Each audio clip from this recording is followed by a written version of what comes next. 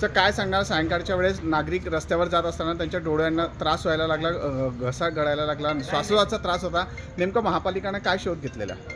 आमचे सहाय्यक आयुक्त उदय पाटील व शहराचे आमदार राजूमामा भोळे यांनी आम्हाला संपर्कावरून सांगितले की SP ऑफिस ते नंदिनीबाई शाळेपर्यंत एक वाईट प्रकारचा वास येत आहे, त्यामुळे नागरिक खाली बसत आहेत.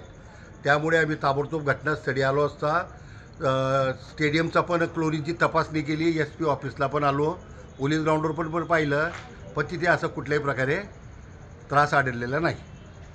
नेमकं हे काय होतं आणि काय कशामुळे झालेलं आहे तुमच्यामध्ये? कशामुळे झाला आता त्याचा शोध आम्ही पण घेत आहोत. तुम्ही पोलीस मुख्यालयाला देखील माहिती घेतली, नेमकी काय तिथून माहिती मिळाली?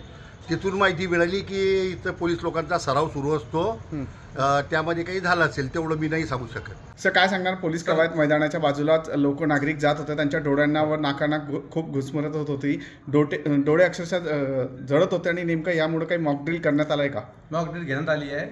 14 एप्रिलच्या अनुषंगाने मॉकड्रिल घेण्यात आली आहे व त्यातमध्ये 4-5 शेल आम्ही खर्च केलेले आहेत. तर ते हवा आल्यामुळे त्यांचं काय झालं, हवामुळे की या साईडला गेल्यामुळे थोडासा पब्लिकचा त्याच्यापासून थोडासा त्रास झाला असेल. कुठलेही आपण बॉम्ब वापरले होते? आपण शॉर्ट रेंज शेल वापरले. ओके. सर याच्याने काय त्रास होतो? म्हणजे काय नाही, तर 2-3 मिनटाकरता फक्त आपले डोळे आग करतात, त्यानंतर काय.